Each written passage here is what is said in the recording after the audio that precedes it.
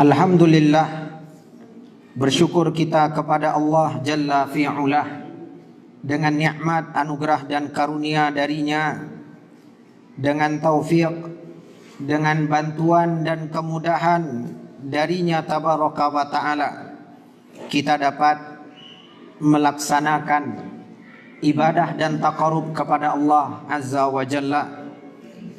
Kemudian kita juga dapat menjalani aktivitas harian kita.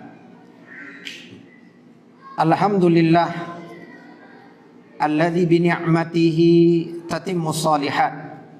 Segala puji bagi Allah, dengan nikmatnya semata maka sempurnalah segala kebaikan-kebaikan yang ada. Dengan nikmat dan karunia dari Allah tabaraka wa ta'ala, maka semua niat, maksud dan tujuan hamba dapat terwujud dan terlaksana. Alhamdulillah, pada senja hari yang berbahagia ini kembali kita dikumpulkan oleh Allah tabaraka wa ta'ala di salah satu rumahnya, Masjid Ubay bin Ka'ab radhiyallahu an, untuk mempelajari ilmu agama, melanjutkan pelajaran dan bahasan kita membahas kitab Al-Fawaid karya dari Al-Imam Ibnul Qayyim Al-Jauziyah rahimahullahu ta'ala wa ghafaralah. Ma'asyiral ikhwah wal ahibbah, bapak-bapak, ibu-ibu, ikhwan dan akhwat, al-hadirin wal musyahidin yang dirahmati dan diberkahi oleh Allah tabaraka wa ta'ala. Dalam pertemuan terakhir pada pekan yang lalu, kita telah menyebutkan sebuah faedah baru, di mana beliau rahimahullahu wa ghafaralah mengatakan betapa iblis senang dan gembira dengan diturunkannya Adam alaihissalam ke dunia. Betapa gembiranya iblis Adam alaihissalam dikeluarkan dari surga, dan ia tidak mengetahui bahwa keluar dan turunnya hamba yang mulia ke dunia adalah sebuah kemuliaan di mana Allah tabaraka wa ta'ala kelak akan mengembalikan ia ke sana, yakni ke surga. Ini lebih kurang terjemahan dari kalimat beliau rahimahullahu wa ghafaralah. Poin yang dapat kita ambil dari faedah yang telah beliau sebutkan ini, dalam pertemuan pekan yang lalu kita telah menyebutkan bagaimana dalamnya permusuhan syaitan dan bala tentaranya kepada Adam dan anak cucu Adam. Bagaimana tajamnya kebencian iblis dan bala tentaranya, sehingga dia sangat ingin mencelakai, sangat menginginkan kebinasaan dan kehancuran untuk anak cucu Adam. Allah tabaraka wa ta'ala telah mengabarkan di dalam kitabnya yang mulia, dalam beberapa ayat yang telah kita bacakan di pertemuan sebelumnya. Dalam pertemuan ini kita hanya akan menyebutkan nama surat dan nomor ayat saja dan tidak mengulang membaca ayatnya. Yang pertama, surat Al-Baqarah ayat 168 sampai 169. Ini di antara ayat-ayat Allah menyebutkan kepada kita agar berhati-hati dari tipu daya iblis dan bala tentaranya. Al-Baqarah 168 sampai 169. Kemudian ayat yang kedua di dalam surat An-Nur ayat 21. Surat An-Nur ayat 21.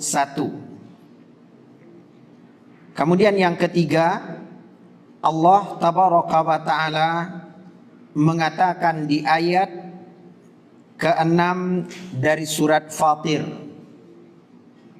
Ini ayat yang ketiga, ayat ke-6 dari surat Fatir. Sesungguhnya syaitan adalah musuh bagimu, maka perlakukanlah ia sebagai musuh. Karena sesungguhnya syaitan itu hanya mengajak golongannya agar mereka menjadi penghuni neraka yang menyala-nyala. Ayat ke-6 dari surat Fatir. Baik, ini adalah penyebutan dari Allah tabaraka wa ta'ala sebagai peringatan agar kita berhati-hati dan waspada terhadap iblis dan bala tentaranya, terhadap tipu daya dan makar jahat mereka. Kita lihat Allah tabaraka wa ta'ala juga menyebutkan bagaimana permusuhan iblis terhadap Adam dan anak cucunya. Kebencian yang amat sangat dari iblis terhadap Adam dan anak cucunya di dalam rentetan kisah Nabi Adam alaihi salam yang Allah sebutkan dalam Al-Quran. Yang pertama, Allah tabaraka wa ta'ala menyebutkan di dalam surat Al-A'raf ayat 16 sampai ayat 17. Jadi ma'asyiral ikhwah wal ahibbah, kisah tentang Nabi Adam alaihi salam itu Allah tabaraka wa ta'ala sebutkan di dalam Al-Quran dalam banyak tempat. Bahkan di awal-awal Al-Quran surat Al-Baqarah saja, itu di halaman-halaman pertama Allah sudah sebutkan. Di sana juga ada, tapi kita sebutkan di sini apa yang Allah sebutkan dalam surat Al-A'raf. Dalam surat Al-A'raf ayat 16 sampai ayat 17. Iblis berkata kepada Allah tabaraka wa ta'ala, menunjukkan bagaimana janji, azam dan tekadnya. Kata dia, qala fabima aghwaytani la aq'udanna lahum siratakal mustaqim. Kata iblis laknatullah alaih, karena engkau telah menyesatkan aku. Ini benar-benar kurang ajar ma'asyiral ikhwah wal ahibbah. Tidak tahu dengan kesalahan sendiri, malah menyandarkan kesalahan kepada Allah. Karena engkau telah menyesatkan aku, karena kau telah memperdaya aku. Sebagaimana kita telah bahas dalam faedah yang dapat kita petik dari doa Nabi Adam alaihi salam.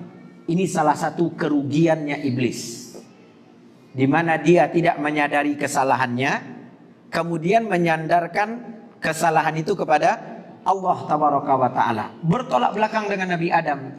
Kalau Nabi Adam alaihi salam meskipun terjatuh berbuat salah, tapi diakui kesalahannya. Diakui kesalahannya. Kemudian dia mengakui kesalahannya dan mau meminta maaf kepada Allah. Rabbana zolamna anfusana, itu ungkapan dia. Saya yang salah, kami yang salah ya Rabb. Kau sudah ingatkan jangan dekati pohon ini, kami dekati juga, kami yang salah. Kalau iblis enggak, karena gara-gara engkau menyesatkan aku, kau memperdaya aku, maka kata iblis, la aq'udanna lahum siratakal mustaqim. Aku pasti akan selalu menghalangi mereka, anak cucu Adam itu, dari jalanmu yang lurus. Ini azam dia, tekad dia. Maka di antara cara dia menghalangi kita dari jalan yang lurus, Bapak Ibu kaum muslimin, kaum muslimat yang dirahmati oleh Allah tabaraka wa ta'ala, iblis laknatullah alaih dan bala tentaranya membalikkan kebenaran menjadi kebatilan dan menyamar-nyamarkan kebatilan sehingga tampak seperti kebenaran. Hati-hati, ini yang telah kita sebutkan dalam pertemuan sebelumnya. Dia katakan, wahai Adam, aku adalah penasehat terpercaya bagimu dan istrimu. Padahal sebenarnya dia adalah musuh yang nyata. Dia katakan, wahai Adam, kenapa kau dilarang mendekati pohon yang satu ini, agar kau tidak menjadi dua orang malaikat dan agar tidak menjadi penghuni surga yang abadi selama-lamanya. Padahal yang ingin dia katakan adalah, kalau kau dekati, ya kau tetap manusia, tidak akan berubah menjadi malaikat. Dan kalau kau dekati pohon itu, kau akan dikeluarkan dari surga. Ini bagaimana langkah syaitan. Makanya Al-Imam Ibnul Jauzi rahimahullah membuat sebuah tulisan, sebuah karya yang sangat baik untuk dipelajari sebagai tameng dan benteng bagi kita, sebagai pedoman dan pegangan bagi kita menghadapi tipu daya iblis. Buku itu diberi judul dengan Talbis Iblis, ya, perangkap-perangkap syaitan. Insya Allah sudah ada terjemahannya, lebih kurang seperti itu. Baik, ini diantara azam dia. Aku akan halangi mereka dari jalan yang lurus. Tidak hanya sampai di situ, dia kemudian mengatakan di ayat berikutnya, ayat 17. Summa la'atiyannahum min baini aydihim wa min khalfihim wa an aymanihim wa an syama'ilihim wa la tajidu aktsarahum syakirin. Sungguh pasti aku akan mendatangi mereka dari depan, kemudian dari belakang, dari arah kanan, dari arah kiri, dan engkau tidak mendapati kebanyakan mereka bersyukur. Artinya aku akan buat mereka itu banyak kufur terhadap nikmat dan karuniamu. Aku akan buat mereka itu banyak melawan, menentang dan membangkang terhadap perintah-perintahmu. Begitu azam iblis untuk mencelakai kita, anak cucu Adam, untuk membawa kita kepada kebinasaan dan kehancuran. Nah, ini Allah Tabaraka wa Ta'ala sebutkan di dalam rentetan kisah Nabi Adam alaihissalam yang terdapat dalam surat Al-A'raf. Bapak Ibu bisa lihat di situ bagaimana Allah Tabaraka wa Ta'ala bercerita panjang lebar, ya, di awal-awal surat Al-A'raf. Nah, ini diantaranya. Kemudian Allah Tabaraka wa Ta'ala juga menyebutkan di dalam surat yang sama, surat Al-A'raf ayat 27. Surat Al-A'raf ayat 27. Allah Jalla wa'ala mengatakan, Ya bani Adam, la yaftinannakumus syaitanu kama akhraja abawaikum minal jannah yanzi'u anhuma libasahuma liyuriyahuma sawatihima innahu yarakum huwa wa qabiluhu min haitsu la tarawnahum inna ja'alna syayatina awliya'a lilladzina la yu'minun. Ini lebih jelas dan tegas lagi Allah Tabaraka wa Ta'ala mewanti-wanti kita. Kata Allah Tabaraka wa Ta'ala, wahai anak cucu Adam.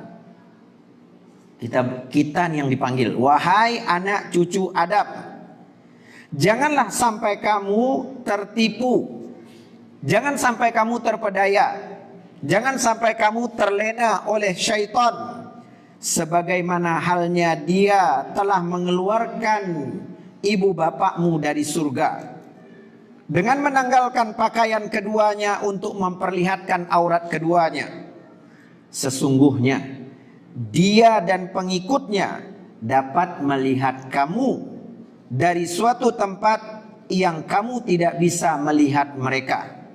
Sesungguhnya kami telah menjadikan syaitan-syaitan itu pemimpin, teman dekat, kawan akrab. Bagi siapa? Bagi orang-orang yang tidak beriman. Dalam ayat yang mulia ini, Allah Tabaraka wa Ta'ala mewanti-wanti kita. Wahai anak cucu Adam, jangan kalian tertipu, jangan kalian terpedaya dengan syaitan. Karena dia memiliki banyak perangkap, banyak tipu muslihat, banyak tipu daya kebohongan-kebohongan yang akan dia bisikkan kepada kalian, was-was yang akan dia letakkan ke dalam hati kalian. Jangan tertipu, jangan terpedaya, kata Allah. Kenapa? Karena dia juga telah melakukan hal yang sama, sehingga menyebabkan bapak ibu kamu dikeluarkan dari surga. Lihat, Allah tabaraka wa ta'ala menyebutkan dalam kisah Nabi Adam alaihi salam di surat Al-Baqarah, dan Allah juga menyebutkan sama di surat Al-A'raf, bahwa senjata atau tipu daya yang digunakan oleh iblis untuk memperdaya Adam dan istrinya, Nabi Adam alaihi salam dan istrinya, adalah memasukkan was-was. Fawaswasa lahumasyaitanu, kata Allah di surat Al-A'raf, maka dia membisikkan was-was. Was-was itu, ma'asyiral ikhwah wal ahibbah, kaum muslimin, kaum muslimat yang dirahmati oleh Allah, was-was itu, kata Al-Imam Ibnul Qayyim Al-Jauziyah rahimahullah, apa saja yang dibisikkan atau dimasukkan oleh syaitan ke dalam hati manusia.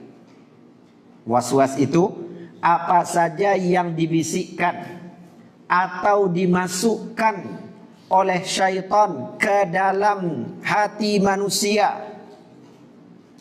Dalam bentuk apa? Al-afkar, pemikiran-pemikiran. Ya, ada saja pemikiran-pemikiran yang dimasukkan oleh syaitan ke dalam hati manusia. Kepikir ini, kepikir itu, dan seterusnya. Ya. Kemudian juga kebimbangan atau kegelisahan.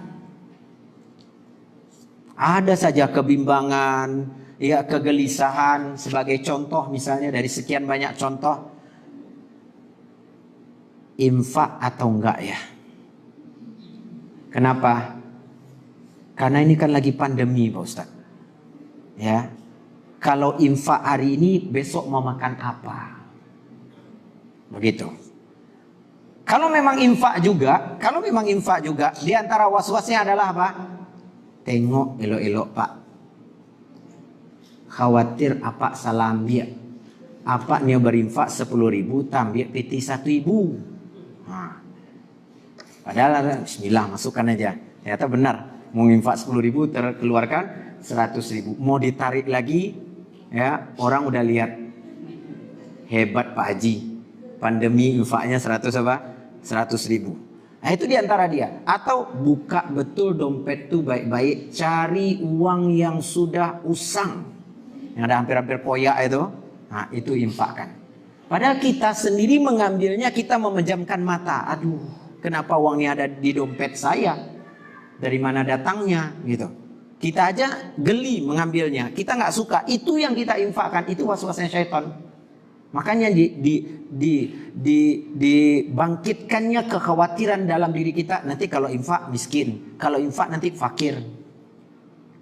Allah katakan tentang infak, syaitan itu mengganggu anak cucu Adam dengan mengatakan ya'idukum. Syaitan itu menjanjikan kepada kalian, menakut-nakuti kalian dengan apa? Al-faqr, kefakiran. Nah, ini sebagai contoh. Jadi was-was, ada kebimbangan, ada kerisauan. Kemudian apa lagi?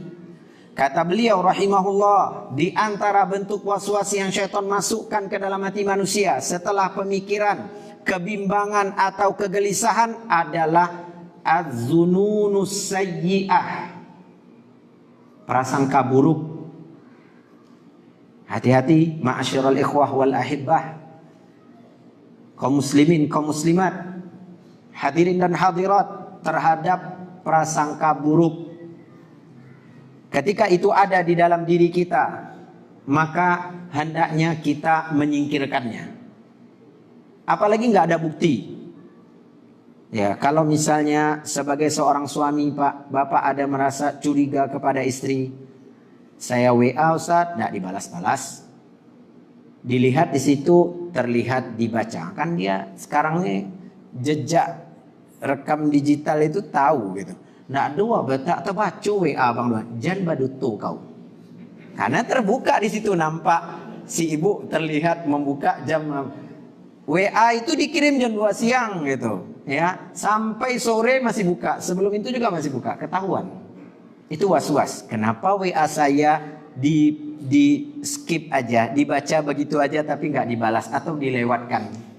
Sesibuk itukah dia di rumah? Ateh lo daripada awak sibuk le Pak Ustaz. Nah, itu tuh was-was syaitan. Ya, ibu pada ketawa. Itu betul ya Bu.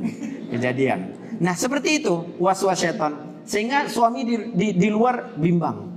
Ya, akhirnya ada prasangka, ada apa? Nah, akhirnya pulang nanti juga ujung-ujungnya kalau istri sudah menyebutkan, ya tadi bang nyuapin anak, mandikan anak, masak, handphone terletak di situ. Ya, tetap syaitan akan memanasi sambil membisikkan, jangan percaya Pak, jangan percaya. Ya, perempuan itu memang pandai bicara Pak. Akhirnya kadang kita marah, emosi. Esok ya, dek beli tali itu ikat di HP itu, gantungkan di leher tuh. Jadi mau nyuci, mau masak, handphone tergantung di sini. Tahu kalau ada WA, telepon yang masuk. Seperti itu. Begitu juga ibu-ibu di rumah, mungkin nelpon bapak nggak diangkat. Nah, ini online ya Pak Ustaz, tapi tidak diangkat. Telepon awak ada.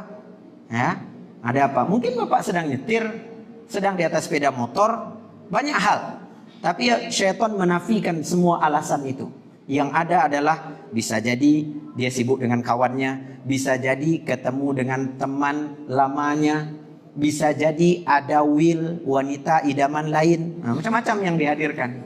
Ya, nah, jadi macam-macam yang dihadirkan oleh iblis. Nah, ini was-was, prasangka buruk, singkirkan. Ya, tip dari Nabi alaihi salatu wasalam, kalau itu dimasukkannya ke dalam hati kita, campakkan dan singkirkan jauh-jauh dari diri kita. Gimana caranya Ustadz? Ya, kita beristiazah. Kemudian kalau butuh tabayun tinggal tanya, bang tadi adik WA bang jam 8 sampai jam 12 enggak terjawab enggak sama bang, jam 1 baru bang jawab. Padahal nanya bang, ya di mana bang letak kunci Honda? Ya, oh ya maaf, tidak terangkat tadi. Oh, paket habis dan seterusnya misalnya. Ya, akhirnya selesai. Oh, paketnya habis. Atau misalnya nggak terbaca, handphonenya lagi dicas. Selesai. Nggak perlu diperpanjang. Ya, karena kalau diperpanjang, panjang ceritanya. Nggak selesai-selesai. Nah, ini diantaranya. Kemudian, di antara bentuk was-was juga, kata Imam Ibnul Qayyim Al-Jauziyah rahimahullah, syaitan itu memasukkan atau membisikkan ke dalam diri kita al-iradat as-sayyi'ah, keinginan-keinginan jahat. Ya, keinginan-keinginan jahat dalam diri kita. Dan Allah tabaraka wa taala tahu itu. Makanya kalau hanya sekedar terbesit saja, tidak sampai kita kerjakan, itu belum dicatat. Begitulah rahmat dan kasih sayang Allah tabaraka wa ta'ala. Sebaliknya kalau terbesit di dalam diri kita, kita ingin melakukan kebaikan, itu sudah dicatat. Baru aja niat melakukan kebaikan, sudah dapat pahala. Apalagi sampai melakukannya. Tapi bukan berarti kita bermain-main dengan Allah. Pasang niat sebanyak-banyak Pak Ustaz gitu kan. Enggak juga, Allah tabaraka wa ta'ala tahu gitu. Nah, yang ingin kita katakan adalah rahmat dan kasih sayang Allah. Allah tahu lemahnya hati kita nih. Dan syaitan memasukkan banyak was-was ke dalam hati kita. Maka selagi hanya terbesit saja, belum terucapkan, ya, belum terkerjakan, maka itu ya Allah ampuni dan maafkan kita. Begitulah rahmat dan kasih sayang Allah. Karena Allah tahu kelemahan kita dan ya ketidakberdayaan kita. Nah, Bapak Ibu kaum muslimin kaum muslimat, coba lihat bahayanya waswas yang syaitan telah gunakan untuk memperdaya Nabi Adam alaihissalam dan istrinya. Ini juga akan berlaku kepada anak cucu Adam. Lihat oleh Bapak Ibu, ketika Allah tabaraka wa ta'ala menyebutkan kepada kita dalam menjalani kehidupan ini, Bapak Ibu kaum muslimin kaum muslimat, kita pasti akan menemukan dua bentuk kejahatan. Dua bentuk kejahatan. Siapapun dia, tidak akan pernah dia lepas atau selamat dari salah satu ya dua kejahatan yang ada ini. Kalau tidak yang pertama mengena dia, kalau tidak yang kedua. Kejahatan yang pertama, kejahatan dari pihak luar. Ya, syarru al-kharij, kejahatan dari luar. Mana dia bentuk kejahatan dari luar? Silakan buka surat Al-Falaq. Min syarri ma khalaq, kejahatan makhluk yang Allah Ta'ala telah ciptakan. Ayat berikutnya apa Pak? Wa min syarri ghasikin idza waqab, kejahatan apabila malam telah gelap gulita. Ya, bukan malamnya yang jahat, tapi kejahatan yang terjadi di malam hari. Ya. Kemudian yang ketiga, wa min syarrin nafasati fil 'uqad, kejahatan tukang sihir yang menghembus-hembus pada tali dan buhul yang mereka ikatkan. Kemudian yang keempat, wa min syarri hasidin idza hasad, kejahatan orang yang hasad. Ini kejahatan dari pihak luar nih Bapak Ibu. Akan ada. Bagaimana cara menghadapinya? Cara menghadapinya dalam surat Al-Falaq Allah ajarkan kita untuk memohon perlindungan kepada Allah. Ya, minta perlindungan kepada Allah. Baik, kejahatan yang kedua. Kejahatan yang kedua adalah syarrud dakhili, kejahatan dari dalam. Dari dalam diri kita. Ya, waswas yang tadi dimasukkan oleh syaitan ke dalam hati kita itu akan menjadi sumber bencana dan petaka, sumber segala kejelekan dan keburukan. Kejahatan yang ada dalam diri. Allah Tabaraka wa Ta'ala mengkhususkan penyebutannya dalam surat An-Nas. Kalau tadi dalam surat Al-Falaq ada 4 ayat diawali dengan min syarri wa min syarri. Tapi dalam surat An-Nas hanya ada 1. Min syarril waswasil khannas. 1. Allah ingin tegaskan yang 1 ini lebih berbahaya daripada 4 yang di atas. Sama-sama bahaya nih. Kejahatan yang dari luar dan kejahatan dari dalam sama-sama berbahaya. Tapi kejahatan yang dari dalam itu jauh lebih berbahaya. Sehingga Allah khususkan penyebutannya dalam surat An-Nas. Dan Allah jadikan penyebutan tentang bahayanya kejahatan dari dalam ada pada khatimatu Al-Quran, ada pada surat penutup dari Al-Quran. Seakan-akan Allah Tabaraka wa Ta'ala ingin menjelaskan bahwa semua yang kalian baca dari pertama Al-Quran sampai habis, ya, itu tak akan berguna dan tak bermanfaat bagi kalian kalau waswas masih kalian tanamkan dalam diri kalian. Kalau tidak kalian bersihkan hati kalian, maka nggak ada manfaatnya Al-Quran yang kalian baca dari Al-Fatihah, yang kalian pelajari dari Al-Fatihah sampai An-Nas. Makanya ma'asyiral ikhwah wal ahibah, ini Allah khususkan. Dan Allah juga menyebutkannya kepada kita, min syarril waswas, dari kejahatan waswas. Lalu Allah menyebutkan sifatnya iblis, Al-Khannas. Al-Khannas itu sifatnya iblis. Ya, apa makna daripada Al-Khannas?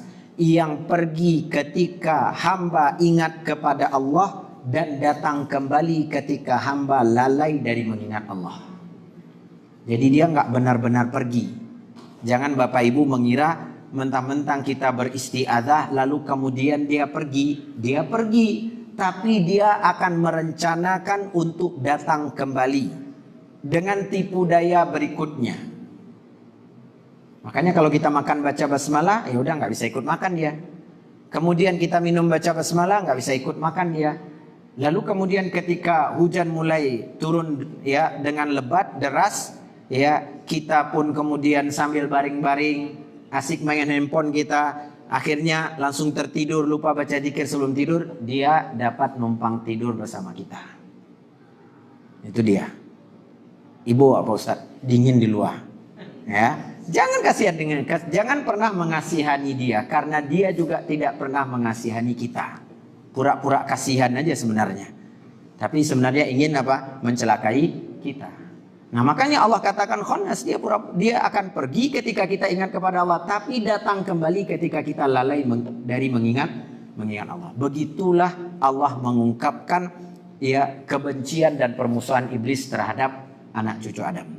Dan kita akan bahas pertemuan berikutnya. Di sini Allah mengatakan iblis itu dapat melihat kalian, dia dan kabilahnya, anak cucunya dapat melihat kalian, sementara kalian tidak dapat melihatnya. Bagaimana cara kita menghadapi iblis dan tipu dayanya? Bagaimana kita menghadapi makar dan rencana jahatnya? Insya Allah kita akan bahas dalam pertemuan berikutnya. Ada tuntunan dari Al-Quran dan juga dari Sunnah An-Nabawiyah, apa yang harus kita lakukan sebagai tameng dan perisai untuk menghadapi syaitan dan bala tentaranya. Semoga Allah memberikan taufik dan hidayah kepada kita semua. Semoga apa yang kita dengarkan bersama berguna dan bermanfaat bagi setiap kita, dan semoga Allah tabaraka wa ta'ala memudahkan kita untuk mengamalkannya dalam kehidupan kita. Wassallallahu wasallam wa baraka wa an'am ala nabiyyina wa habibina Muhammadin wa ala alihi wa sahbihi wasallam. Wa akhiru da'wana anilhamdulillahi rabbil alamin. Jazakumullahu khairan wa barakallahu fikum. Subhanakallahumma wa bihamdika asyhadu an la ilaha illa anta astaghfiruka wa atubu ilaik. Wassalamu alaikum warahmatullahi wabarakatuh.